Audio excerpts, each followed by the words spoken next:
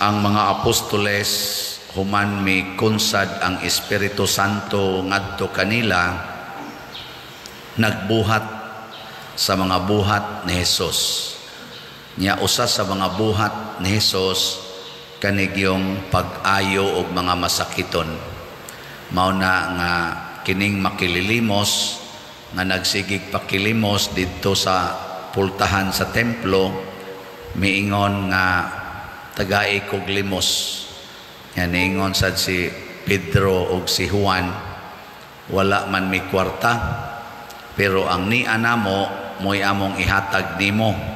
Yaon sa may naa dito ni Pedro og ni Juan, mao ang gahom ni Hesus sa ngalan ni Hesus. Mo nang ang atong tubag sa Salmo nagkanayon, ang yuta puno sa kaayo sa Ginoo. Nya kining kaayo sa Ginoo tungod ni Hesus. O kinsa tong maggamit sa ngalan ni Hesus, mahimo sang tighatag og maayo. Mustaman mo sa inyong kinabuhi, di sa inyong pamilya, naghatag ba mo kaayo o kadautan? Puno ba ang inyong pamilya sa kaayo o kadautan? Kamong mga ginikanan, unsa may inyong siging hatag sa inyong mga anak, ang kwarta ba o ang Ginoo nga naa ninyo? Kay karon ra bang panahon na ang ato gyung sagad ihatag og gipaningkamutan nga mahatag kana gyung kwarta. Ngauna nga para nato basta ang kinabuhi wa gani kwarta way ayo. Kani bitang mga makililimos usahay, mga buangon sa kay na sila. Mangayo ay ta piso, karon di naman piso ay ta 5, nagiuban ay ta 10. Tagaan nimo piso nya ang gipangayo 5, usahay ilabay ang piso. Nga buangon kayo. Nya naapagi usahay hatagan nimo og pan, ngayo og saom na nimong 10 palit pan. Anam kay pan, ihatag ang pan.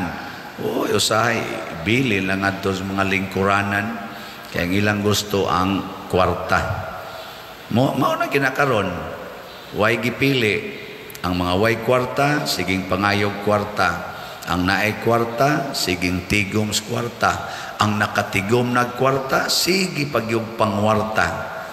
Ana, di ka mo mga asawa, tagaan mo sa inyong bana og 1 million kada buwan.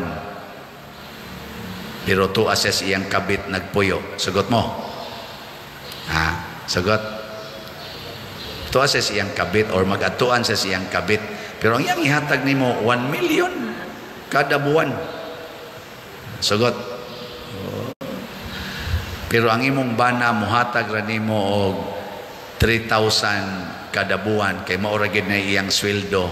Pero wa gi adlaw nga dili kaniya atimanon. Why adlaw nga dili kaniya ingnon nga I love you very much. Oh, bahala na ng 1 million diay. No. Nindot kay na nga muhatag taba inubanan sa gugma kay mauna ang ngalan ni Hesus.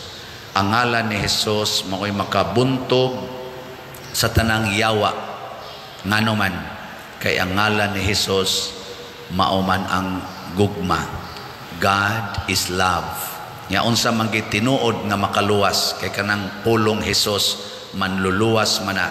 Unsa man gid tinuod nga makaluwas nato gugma.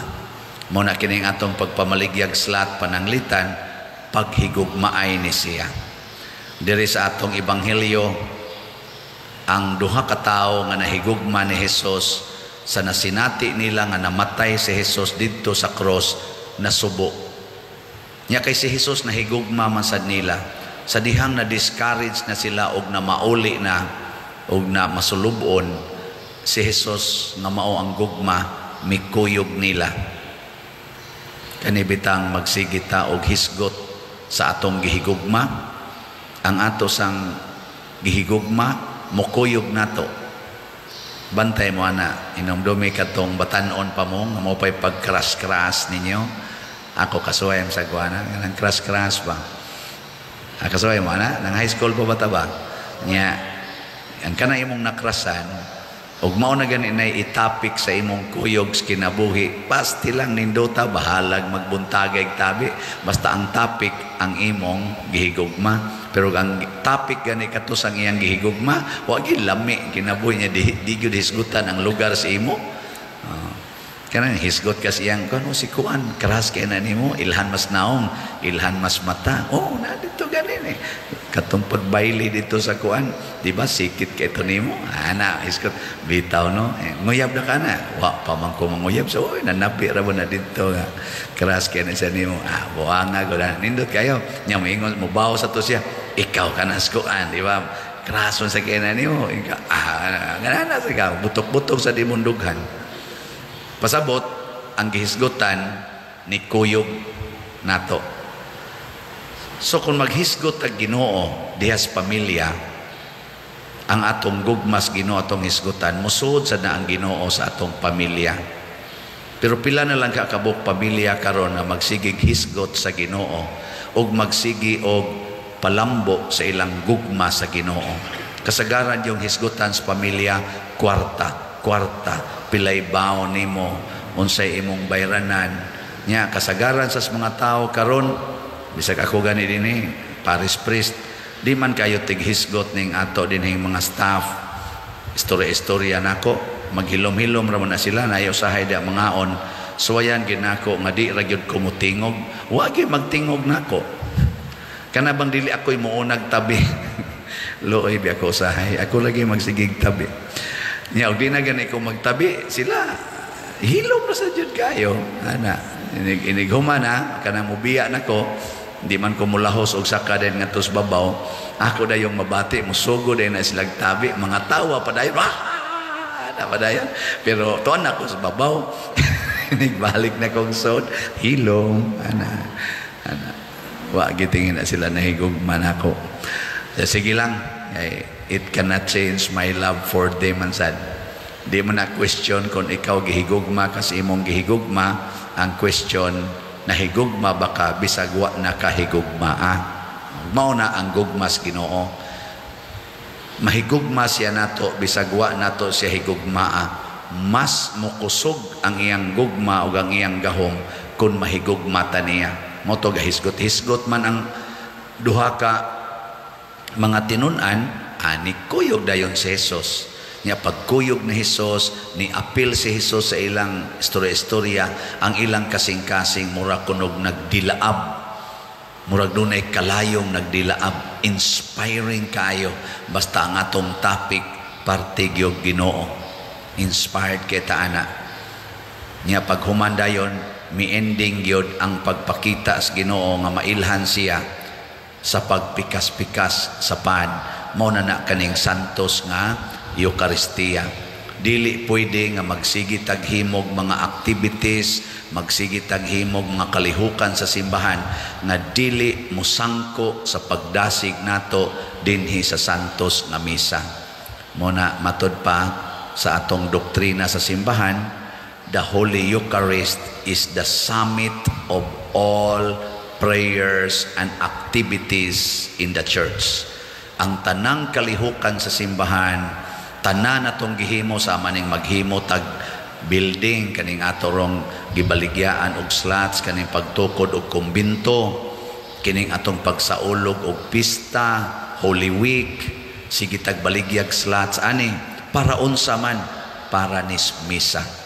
Muna akong sigig sulti din sa atong nag-alagad, ngano man nga mag-seminar man ta, ngano man nga mag-training man ta, ngano man nga magpaayo ta sa atong kapilya, ato ning gipamalit ang ubang mga yuta dinhi para mudako-dako atong area, para unsa man ni pagarbo, dili para ni sa maayong pagsaulog sa misa. Na-imagine ako ang katong baha sa mga tao ni atong niaging Holy Week, katong Good Friday, pagka sugat, pagka Easter Vigil, ug dili pa na arang-arang og gidakon ang atong ground. Mo na nganong ni amantay dakong area, nganong ato man ning gigastuhan, nganong mopalit man ta aning giyuta aron budako-dako para sa santos nga misa. the summit of all prayers, devotions, and activities in the church. Huwag tangon gani ng santos nga misa kanang pagpikas-pikas sa pan, di kita kaila Ginoo. Muna ang mga tinunan, bisag sige na sila og hisgot sa pulong sa Ginoo, huwag yapon sila kaila ni Kristo. Dito gyud nila na finally na ilhan pagpikas-pikas sa pan. Nya nawa si Jesus, nganong nawa man, gikaon naman nila ang pan.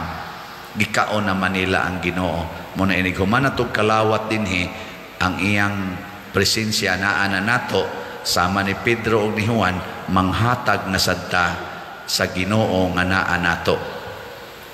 Ato nang buhaton porting daghanang makatagamtam o Ginoo. Nagilingian ay mong tupad. Pangutan-a ing na manghatag ka Ginoo. Nyamingon siya, manghatag og bugas. Dili na Ginoo. Ang bugas di na Ginoo, pero imo nang butang nga gugma, mahimo na ng Ginoo. Pero manghatag lang kag bugas, labi nagpakapin na ni mugtabi, wa baga biyan yung naong, bugas manghatag kag kwarta, kamo ba? Sige lang gimog balik-balik. Balik pa kasunod ha. Awa na Ginoo. Butang igiyog Ginoo. Sama nang muhatag kag TV. Inig salida na Ginoo. Hatag kag cellphone. Sus na Ginoo. Pero moingon ta, TV baga nyog naong. Moingon igsalida sa TV, moingon may ratag mata itong gahatag. Sige na, manindog na ta.